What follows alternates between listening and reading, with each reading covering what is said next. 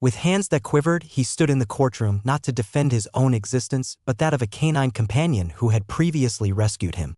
Eli Turner, a battle-scarred former soldier, sought neither retribution, financial compensation, nor clemency. His sole desire was a final moment with his longtime K9 partner. Axel, the German shepherd who had absorbed bullets intended for him, who had drawn him from despair when no one else possessed the ability. Yet when the courtroom door swung open, an event transpired for which no one was ready.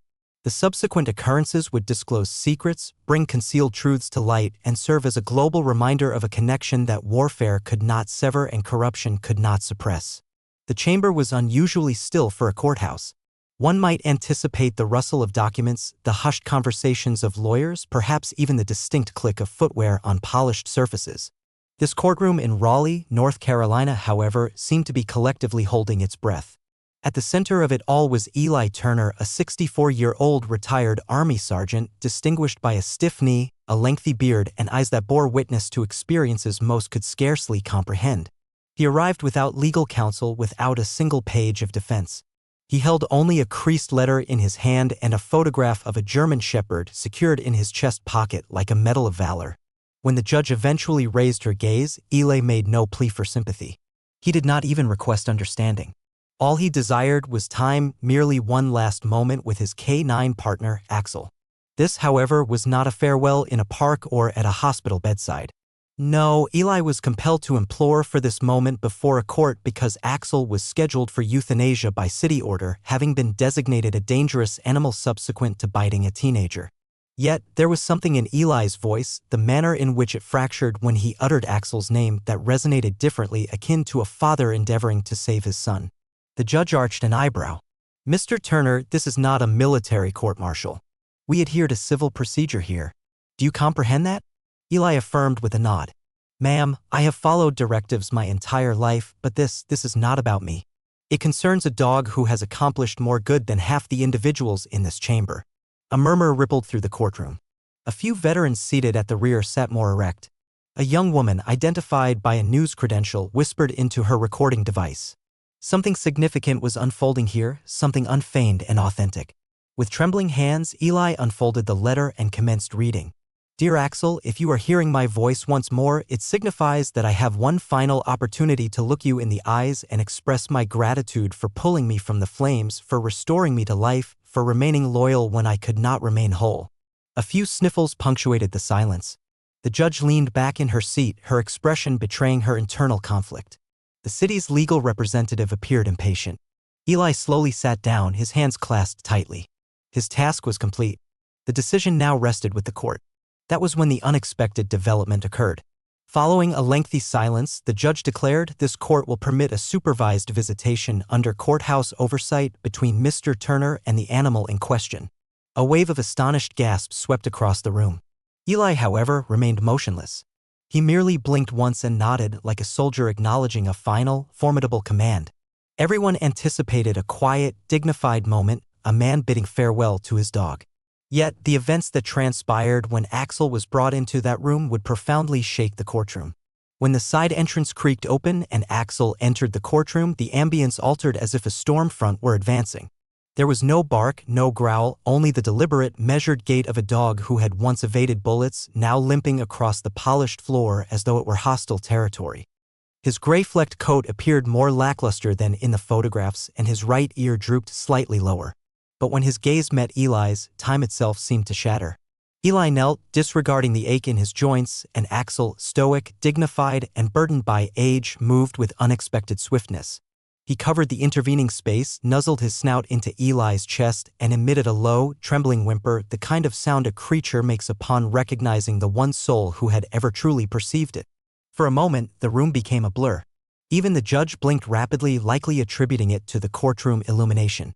It was then that the flashbacks commenced, surging forth like thunder behind Eli's weary eyes. Kandahar, Afghanistan, 7 years prior. Heat radiated from the sand as if from a furnace.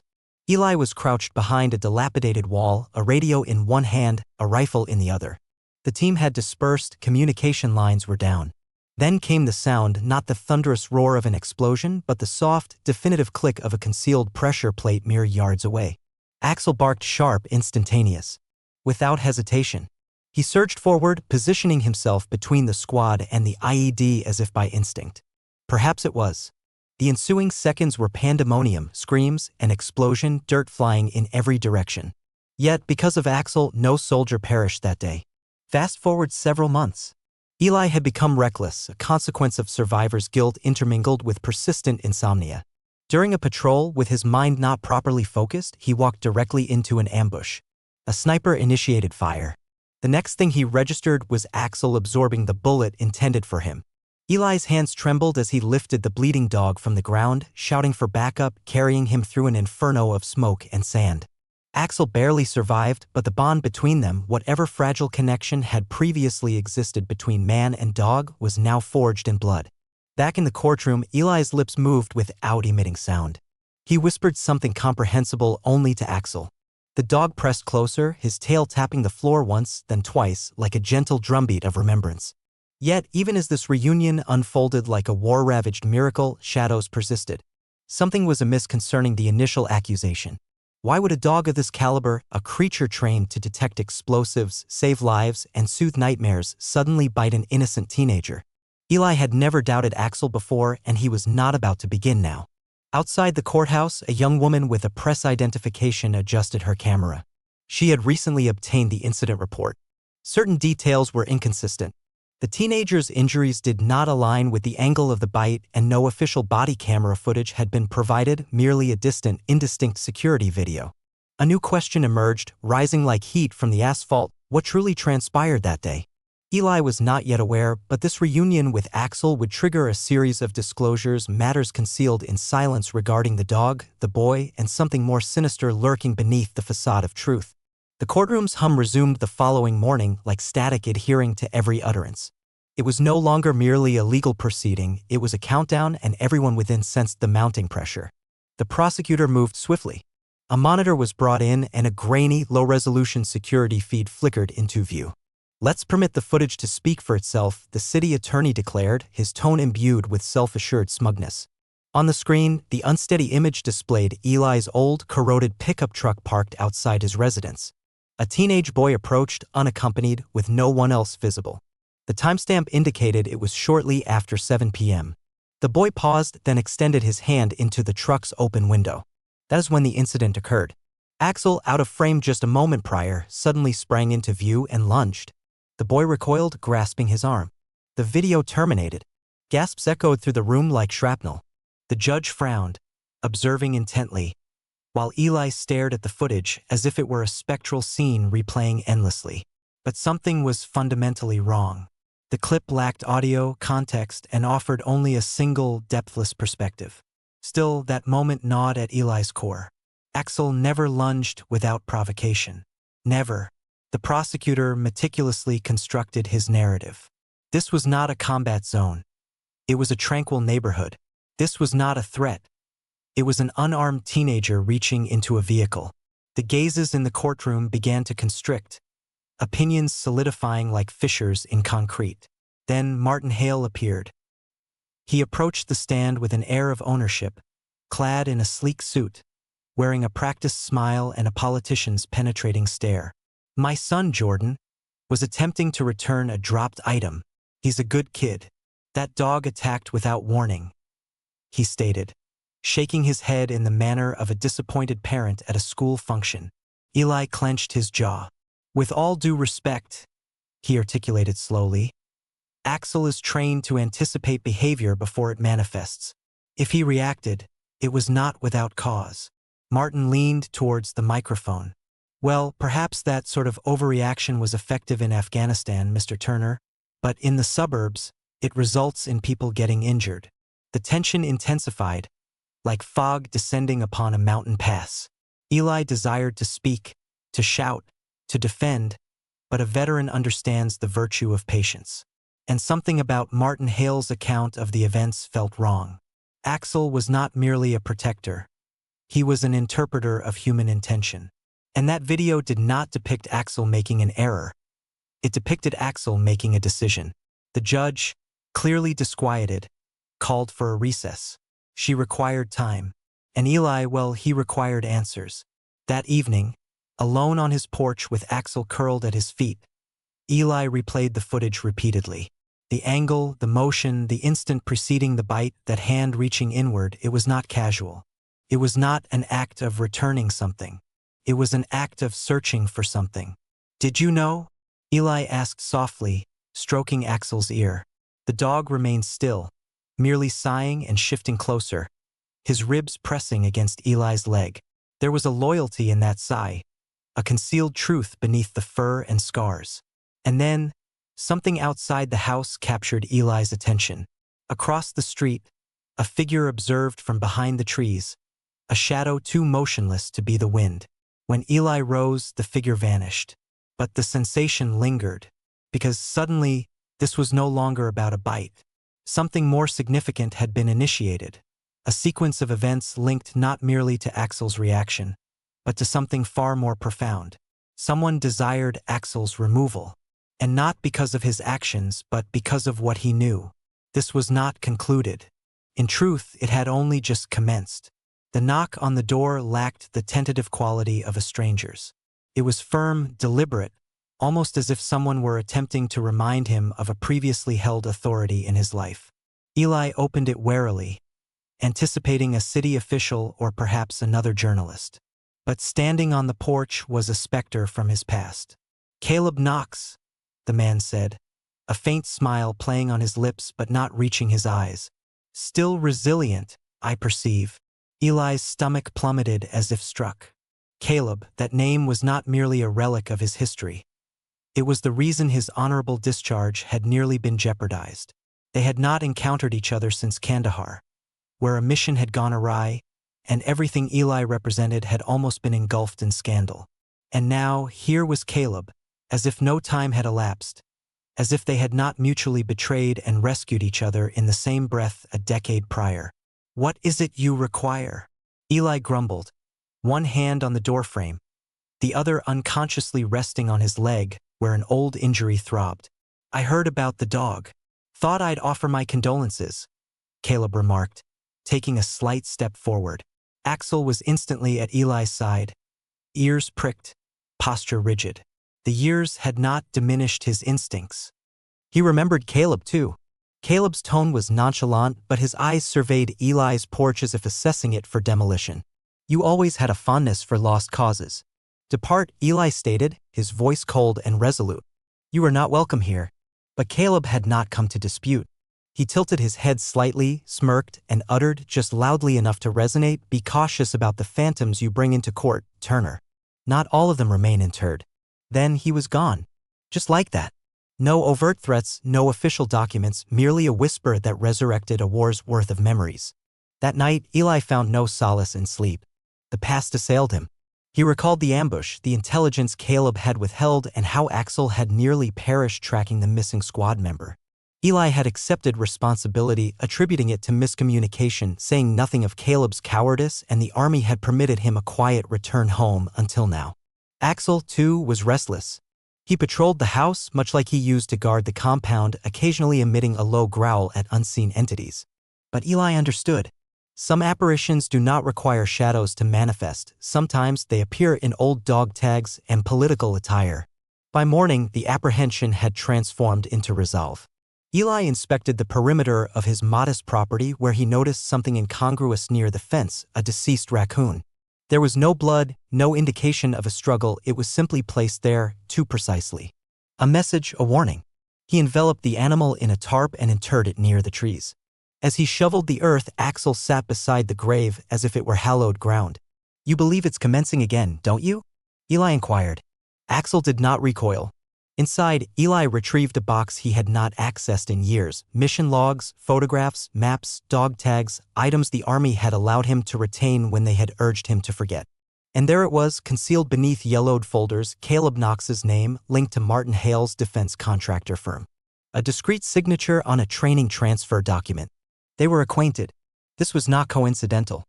Suddenly, everything fell into place. The bite, the footage, the hurried court proceedings, it was not about justice, it was about leverage. They wanted Axel eliminated. They wanted Eli too fearful or too shattered to offer resistance. But they had overlooked one crucial detail. Eli Turner may have departed the war, but the soldier within him had never truly left. And with Axel still by his side, they were not merely going to endure this, they were going to expose it. It was shortly after 6 p.m. when the knock sounded again. This one, however, was tentative, barely perceptible, as if from someone uncertain of their right to be heard. Eli opened the door, half anticipating another apparition, perhaps another intimidation attempt. But it was not Caleb this time. It was the boy, Jordan Hale, the same teenager Axel had allegedly assaulted. Only now he bore no resemblance to the composed victim depicted in the courtroom photographs. Jordan's left eye was swollen, not a fresh injury, but not an old one either. His lower lip was split, healing imperfectly. He clutched the strap of his backpack as if it were his sole means of support. I don't know where else to turn, he uttered, his voice scarcely above a whisper. May I sit? Eli stepped aside without a word, his intuition indicating this was neither a ploy nor a trap. Axel did not growl. In fact, the moment Jordan entered, Axel ambled over slowly, head lowered, and nuzzled against the boy's thigh as if comforting someone in distress. Jordan crumbled instantly, collapsing onto the old couch, his face concealed in his hands. I lied, he mumbled through trembling fingers. About the bite, about everything. Eli did not press him. He poured a glass of water, placed it on the table, and waited. Gradually, the truth emerged in fragments, broken shards of a narrative no one had bothered to piece together. Jordan had not reached into the truck to return an item. He had not been trespassing with intent to steal. He had been fleeing. Fleeing a house that had never felt like a home. Fleeing a man who resorted to violence when angered, drank when frustrated, and exerted control over everything, including the truth. Martin Hale was not merely a local official wielding power, he was a tempest behind closed doors. I didn't want to perish, Jordan said, his eyes moist. But I didn't want to continue living like that either. That night I scaled your fence. I intended to end it. I just desired quiet. I didn't believe anyone was present. And then came the revelation that struck Eli's heart like a locomotive. Axel stopped me, Jordan stated. Not by barking, not by attacking. He approached slowly and nudged me back. He perceived it. I don't know how, but he perceived it. When I panicked and attempted to climb again, that's when he bit me, not to inflict harm, but to halt me. Eli's hand quivered as he reached for his cup.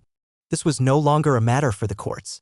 This was a life Axel had saved in silence, just as he had always done, unrecognized, misunderstood, but never mistaken. And in that instant, something became clear. Jordan was not merely a witness, he was the evidence. The narrative no camera had captured. The soul Axel had shielded not from external harm, but from himself.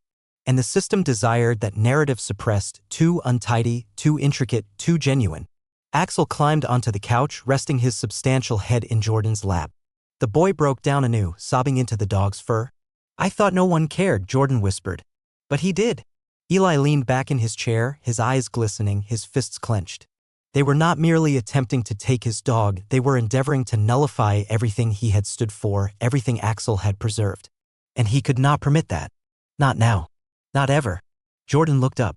I will inform the court. I will inform everyone. Eli shook his head gently. You should not have to bear this burden alone. Not any longer. Yet, deep down he knew. Martin Hale would not yield, not with his public persona at risk, not with Caleb Knox still operating in the shadows. This was no longer solely about a boy and a dog. It was about truth versus power, suffering versus politics, survival versus the system, and the decisive confrontation was rapidly approaching. The information disseminated more rapidly than Eli had foreseen. Within 24 hours of Jordan's admission, a local veterans organization publicized the story. Soon thereafter, a flood of messages arrived, not from journalists or politicians, but from former soldiers, therapists, and families whose lives had been quietly impacted by Axel. Eli sat on the porch as the sun descended behind the pine trees, perusing messages on his antiquated flip phone, which buzzed incessantly with communications he had never anticipated receiving. One message stated, Axel remained with me during my most severe PTSD episode. He saved my life as well. I will testify if necessary. Another read, he calmed my son after his deployment. That dog possesses more humanity than most people I know. And then came the decisive one, if they eliminate Axel, they are not merely killing a dog, they are extinguishing every hope we harbor that service holds significance. The courthouse was preparing for the conclusive hearing. This time, however, Eli would not enter alone. Dozens of veterans, many limping like him, scarred like him, and concealing their own internal struggles behind stoic countenances, pledged to support him outside that courtroom. Not for notoriety, not for political gain, but because Axel had supported them when no one else had. Yet, not all tidings that week brought optimism. At the veterinary clinic, Eli received a different sort of update, one that felt like a blade slowly twisting in his chest. Axel's scans had returned. Old shrapnel lodged near his spine had shifted. Internal bleeding was not yet severe, but it was present. The vet knelt beside Eli and stated gently, "He does not have much time. A few weeks at most, perhaps days if he experiences stress." Eli swallowed with difficulty, nodded once, and refused to let his composure falter before strangers. But when he sat alone in the car, Axel's head resting in his lap, the reality struck him with the force of wet cement. This might not merely be a legal struggle, it could be Axel's final stand. Later that evening, the city attorney offered Eli an alternative, terming it a compromise. If Eli consented to abandon the court battle and quietly relinquish Axel to a V-affiliated hospice care facility, the case would be dismissed. No further hearings, no public humiliation, no protracted headlines. Eli stared across the table, his gaze unwavering. "You want me to surrender my partner as if he were a defective rifle? As if he were an error you wish to conceal?" The lawyer blinked. "We are offering dignity." Eli did not even flinch. "He already possesses dignity. You are offering silence." The following morning, Eli contacted every acquaintance from his old army days, every veteran Axel had assisted, every therapist who had worked with them. One by one, they responded. A virtual assembly began to materialize online under hashtags such as #Justice4Axel and #SoldierDogdervetter. Local news outlets started broadcasting segments. The courthouse, once silent and forbidding, now displayed posters affixed to its gates, candles illuminating its steps, and narratives shared from across the nation. However, the shadows had not fully receded. The evidence Eli had uncovered connecting Caleb Knox to Martin Hale's company was incriminating but excessively circumstantial. Yet, the puzzle was becoming clearer. Hale, with his polished smile and starched collar, was associated with defense contractors who had previously outsourced K9 units like Axel's. Rumors circulated that these dogs had been discarded when they became liabilities. Axel had been among the fortunate few. And now, perhaps this entire affair was not personal at all. Perhaps it was a matter of cleanup. The night prior to the hearing, Eli and Axel took a slow stroll along the old trail near the woods. For most of the journey, neither spoke. Axel's legs trembled more noticeably than usual, each step appeared to require effort yet also purpose. As they approached the veterinary clinic one last time, Eli observed it instantly. His truck's tires had been slashed, the windshield cracked. It was a message, a final admonition. But Eli did not succumb to panic. He stood there in the dim, orange luminescence of the streetlight and looked down at Axel. "Are you prepared for one last mission, old friend?" Axel did not bark. He did not wag his tail. He simply leaned in, his body frail but his spirit indomitable. This was no longer merely a story, this was a legacy. And on the morrow, the world would witness them both enter that courtroom not as a man and his dog, but as soldiers reporting for duty. By the time Eli and Axel reached the courthouse, the crowd had already assembled. Dozens of veterans stood shoulder to shoulder outside the stone steps adorned with medals, uniforms, and service caps. Some leaned on canes, some were missing limbs. All were present for one reason, and he possessed 4 legs and a silvered muzzle. A hand-painted sign waved above the throng, "This dog served our country. Now let us serve him." Eli uttered no word as he assisted Axel from the truck, gently securing him in his wheelchair-style harness. Axel no longer resisted. His body was weakening, but his eyes, those eyes still harbored the same intense light from Kandahar. As they proceeded through the courthouse entrance, an absolute silence descended as if even the walls recognized the gravity of the moment. Inside, the courtroom was filled beyond its capacity. Reporters congregated in corners. Local officials loitered near the rear wall, whispering into their telephones. The judge entered, visibly astonished by the attendance. She adjusted her spectacles and gave Eli a prolonged, searching gaze. "We are here for final testimonies and closing arguments," she announced. "Let us proceed." Jordan Hale approached the witness stand slowly, yet his voice now betrayed no hesitation, no fear, no shame, only truth. "My father instructed me on what to say that day," he stated firmly. "He did not ask," he commanded. "Said if I failed to cooperate, I would be returned to foster care. Said he would ruin Eli. Said that dog was dangerous. But he was mistaken. Axel did not harm me, he saved me. And if you suppress that truth now, you are merely allowing individuals like my father to prevail." The room froze. The judge blinked once, visibly affected. And then came the outburst. Martin Hale rose, his face flushed with fury. "This is slander," he exclaimed. "That boy is unstable. This entire affair is, but before he could conclude, the city attorney quietly presented the judge with a folder.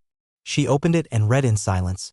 Mr. Hale, the judge said calmly, this court has received an anonymous submission detailing domestic abuse complaints, sealed juvenile files, and witness testimonies linked to your household. It appears you have been concealing underlying issues for years. The silence in the room was now deafening. No one dared to move. Eli did not smile, he did not exult. He simply sat beside Axel, his fingers stroking the thick fur along his spine as if to ground himself in the sole constant he had remaining. Then came the decisive moment. A man stood up at the rear of the room, late 40s, trim beard, a service tattoo just discernible beneath his rolled-up sleeve. I served with Eli, he declared loudly. That dog saved our entire unit from a roadside IED. He pulled me out from under an overturned Humvee. I would not be here were it not for him. Another stood, then another, and another, until a dozen men and women, all bearing the indelible marks of war, some physical, some unseen, stood in quiet solidarity. A phalanx of witnesses not swayed by politics but forged by experience. Eli rose slowly, not to speak, but merely to meet the judge's gaze. I do not seek vengeance, he said. I simply desire for the truth to prevail for once. Let him pass as a hero, not as a sensationalized headline. And then, right there, amidst it all, Axel collapsed. The room gasped. Eli dropped to his knees, cradling the dog who had once extricated him from debris. The bailiff rushed forward. A veterinarian, seated in the front row, vaulted over the divider. People shouted, cameras flashed, but Eli heard none of it. All he saw was Axel, his breathing shallow, his eyes blinking slowly. Stay with me, Eli whispered. You're almost home, buddy. Almost there. The judge rose to her feet, her voice trembling. Clear the room. Give them space. But as the doors swung open and commotion rippled through the hallways, a single thought resonated more profoundly than anything else. Was this the culmination of Axel's struggle? The courtroom had never been more hushed, the kind of stillness where even the sound of breathing feels irreverent. Eli held Axel in his arms, kneeling on the hardwood floor, motionless, as if time itself had abruptly ceased. Axel's chest rose and fell in shallow undulations, his muzzle twitching with exertion. For a moment, the world beyond those walls ceased to exist. There were no statutes, no magistrates, no political machinations, only a man and his dog, both soldiers confronting the ultimate adversary together, time. The veterinarian from the front row pressed a stethoscope to Axel's ribs, her expression grave. He's still here, she said softly, but the urgency in her tone, though faint, pierced the air. We need to get him stabilized. No, Eli whispered. Not yet. He leaned down, pressing his forehead against Axel's, tears streaming unashamedly down his weathered cheek. You don't give up now. Not before they hear it. Not before they know. Axel's tail moved once, just a single twitch, and Eli interpreted it as his assent. The judge, still standing, cleared her throat, her voice like cracking old timber. This court will reconvene for its final verdict. The room settled once more as Eli slowly lifted Axel into his arms. In the same manner that Axel had once dragged Eli from a bomb site in Afghanistan, Eli now carried him back to the bench, one final mission, side by side. The judge glanced down at her documents, but when she spoke, her voice was not merely reading. It was recollecting. Axel's service record indicates 7 years of honorable deployment, 11 confirmed life-saving interventions, and 3 separate veteran testimonies today affirming post-service therapeutic impact. This court acknowledges not only his value but also his sacrifice. She looked directly at Eli. This dog is not dangerous. He is a decorated guardian of this nation, and this court formally dismisses all charges against him. His record will reflect service and honor, not fear. Applause did not erupt, it surged. Veterans stood. Jordan clapped first. Reporters lowered their cameras in a moment of respect. The room did not cheer as if victorious, they honored as if remembering. But Eli remained motionless. His hand trembled as he smoothed back Axel's ear. The dog's eyes were now closed, his breathing faint.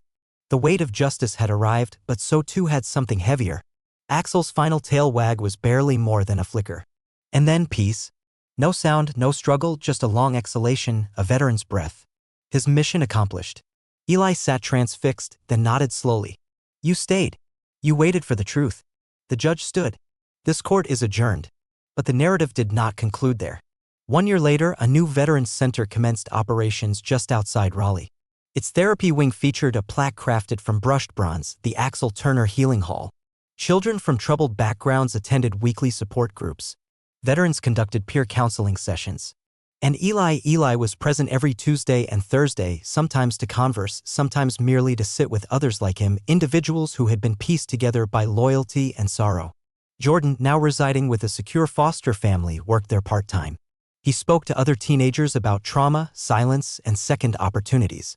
He invariably concluded his sessions with the same words, "A dog saved my life," without uttering a single word. What prevents you from listening to someone else's silence?